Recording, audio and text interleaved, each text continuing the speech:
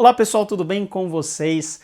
Aqui é o Pastor Paulo Oni, sejam muito bem-vindos a mais um vídeo da nossa série Versículo por Versículo, série em que nós estamos analisando com cuidado a Palavra de Deus a partir do seu texto nas línguas originais. E já há bastante tempo, algumas semanas, nós estamos versículo por versículo explorando o texto de Romanos capítulo 1 e no vídeo passado que você pode ver aqui no card, nós terminamos a chamada introdução epistolar e nesse vídeo nós vamos fazer uma rápida leitura e realçar alguns pontos de crítica textual, na verdade 2 pontos de crítica textual importantes para você ver como o texto grego ele é rico. Então esses 7 versículos é o que nós chamamos de introdução epistolar e vamos lá. É sempre muito importante nós lermos o texto original do Novo Testamento de acordo com como as pessoas liam esse texto nos tempos antigos em que esse texto foi escrito, que é justamente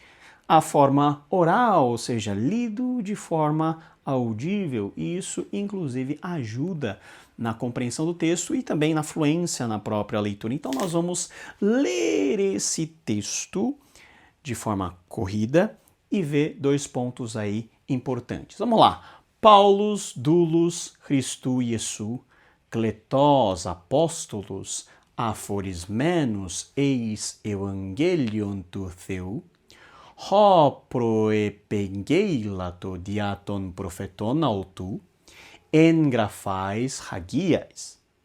Peritu hiu autu tu genomeno ec spermatos David katasarka, tu horistentos hiu theu en dinamei katapneuma hagiosineis, ex Anastasios necron, Iesu Christu tu Kyriou hemon, di hu elabomen harin kai apostolen, eis hypakoen pisteus en pacintois etnesin hyper tu onomatus altu, en hois este kai hymeis kletoi Iesu Christu, pacintois usin en Rome, agapitois teu, kletois hagiois, haris himin kai eirene apotheu patros hemon kai Kyriou Iesu Christu.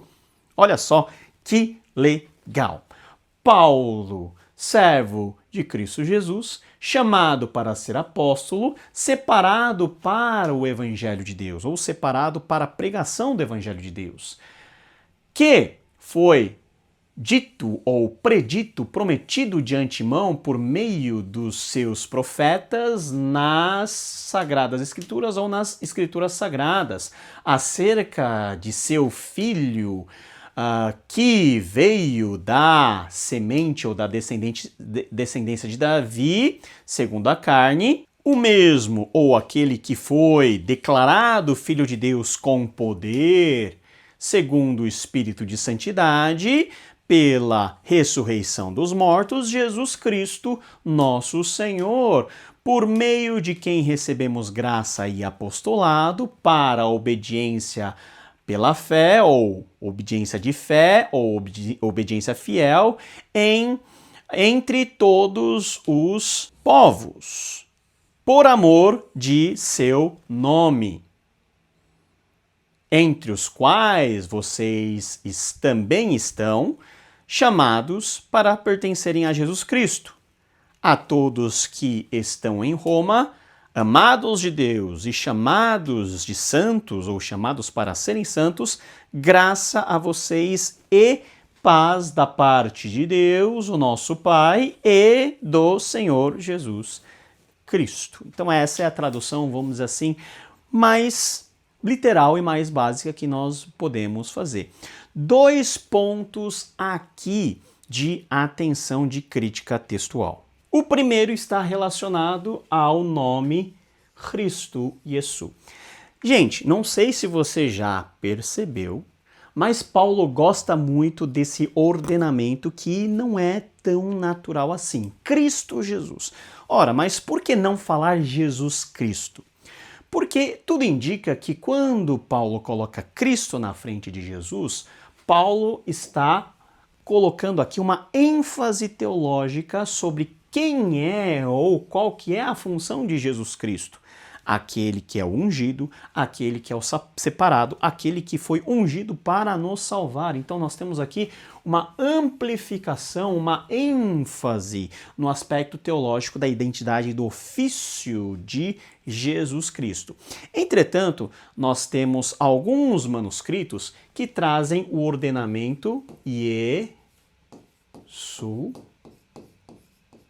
Cristo, ou seja, Jesus Cristo, invertido. Então, essa questão de estabelecer qual que é a possível leitura original é justamente aquilo que a crítica textual tenta fazer. Por quê? Porque o texto do Novo Testamento é, na verdade, um compilado de várias cópias antigas. Essas cópias que datam a partir do final do primeiro século, segundo século, terceiro século e assim por diante. Nós não temos o autógrafo que Paulo escreveu. Então, a comparação desses manuscritos nos leva a entender e a chegar no texto original, ou seja, naquilo que nós entendemos ser o texto mais próximo daquele texto que saiu das penas de Paulo. Alguns manuscritos colocam Cristo Iesu, outros Iesu Cristo. Qual que é a leitura correta? Dado que em várias outras partes, em outras cartas, Paulo usa essa ordem, possivelmente Cristo Iesu faça um pouquinho mais sentido do que o Iesu Cristo na sua ordem natural. A UBS, por exemplo, vai classificar essa expressão na letra B, né? Nós temos A, B, C, D, A sendo a leitura mais, vamos dizer assim, mais consensual, e a partir daí níveis aí de aceitação mais complexas. Então tá num B aí, Cristo Iesu. Teologicamente muda? Assim, vamos dizer que muda levemente, né? Mas não ao ponto de você não poder identificar de quem Paulo é servo. Paulo é servo de Jesus. Esse Jesus que em muitos manuscritos está com Cristo na frente, em outros está com Cristo para trás. Mas esse é um tipo de problema que nós encontramos, e isso é importante nós reafirmarmos, porque nós estamos, afinal, lendo o texto em grego, e talvez muitas dessas questões de crítica textual até surjam como notas de rodapé em versões como a NVT, como a NVI, a versão anterior ao ANVI, na versão de 2023, certo? Então aqui nós temos um ponto aí de crítica textual importante nesse trecho. Outro ponto de crítica textual importante envolve aqui a expressão locativa en Rome, em Roma. E por quê? Qual que é o problema? Em muitos manuscritos, essa expressão ela não está presente. Mas como que nós determinamos que a presença dessa frase preposicional em Rome é uma presença próxima ao original? E a UBS classifica como essa leitura. Porque as versões ou as traduções, os textos, os manuscritos que excluem em Rome, ou seja, em Roma, são manuscritos tardios que não fazem parte dos manuscritos mais importantes, como os unciais, como os minúsculos relevantes ou manuscritos escritos mais anteriormente, perto do segundo e do terceiro século.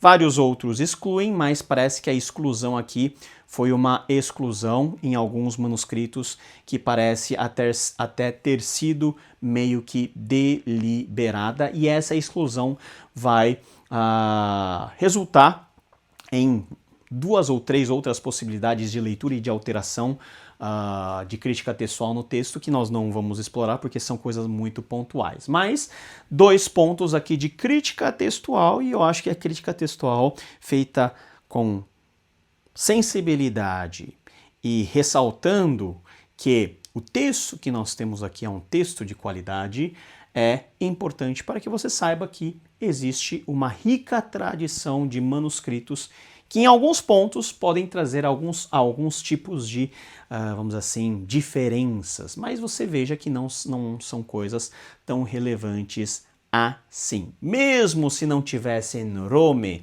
eu saberia que a carta é aos Romanos? Sim, muito por causa do conteúdo, mas também por causa do capítulo 16, que tem uma lista de nomes de pessoas que faziam parte da comunidade em Roma.